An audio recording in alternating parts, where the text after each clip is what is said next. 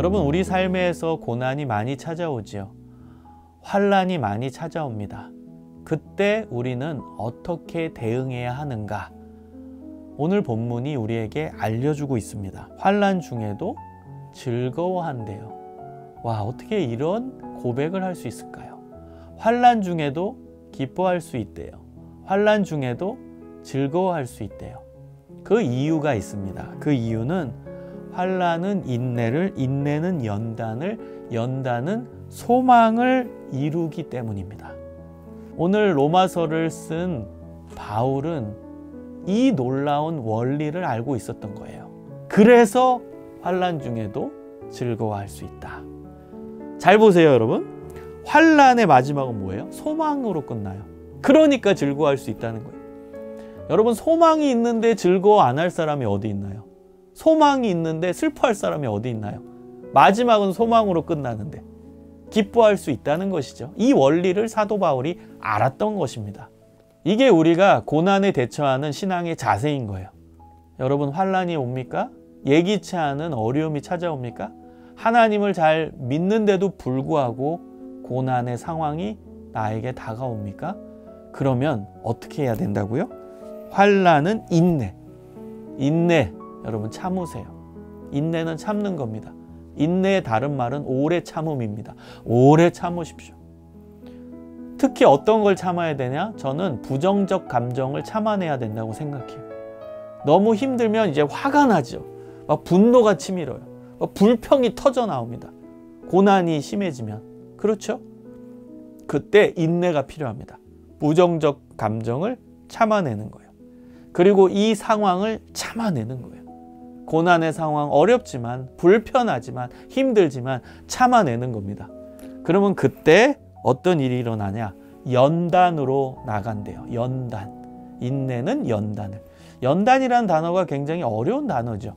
그래서 다른 영어 성경이나 번역본을 보면 캐릭터라고 나옵니다. 캐릭터는 성품으로 번역할 수 있어요. 성품.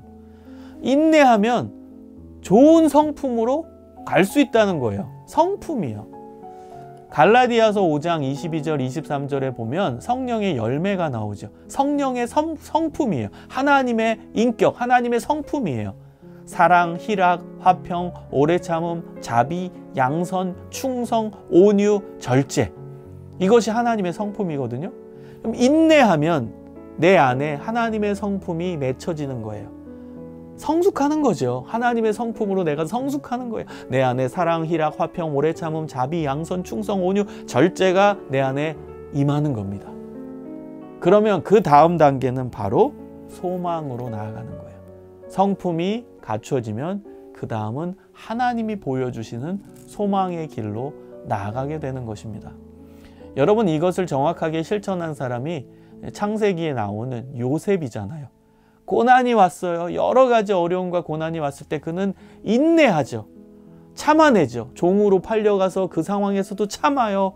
그리고 감옥에 가는 상황에서도 참아요. 그래서 참고 성실하게 어디 있든지 살아가요. 그랬더니 그 안에 좋은 성품이 맺혀지는 거예요. 하나님의 성품이 그 안에 가득 채워지는 거예요. 그 다음은 하나님이 그에게 사명을 주시고 비전을 주셔서 놀라운 생명 살리는 일을 하게 되죠. 애굽의 총리가 돼서 소망으로 나아가게 되었다는 것입니다. 사랑하는 여러분, 예기치 않은 고난, 예기치 않은 환난, 하나님을 잘 믿음에도 불구하고 발생하는 고난, 그 속에서 여러분 참으십시오. 그 상황을 견뎌내십시오. 그리고 부정적 감정을 참아내십시오. 그러면은 그 다음은 좋은 하나님의 성품이 맺혀질 것입니다. 그 다음은 하나님이 보여주시는 놀라운 소망이 생겨날 것입니다. 여러분, 환난의 결과는 소망입니다. 그 소망을 바라볼 수 있기 때문에 즐거워할 수 있다는 것입니다. 오늘 말씀을 기억하면서 고난을 이겨내시는, 슬기롭게 지혜롭게 극복하시는 사람들이 되시기를 간절히 바랍니다.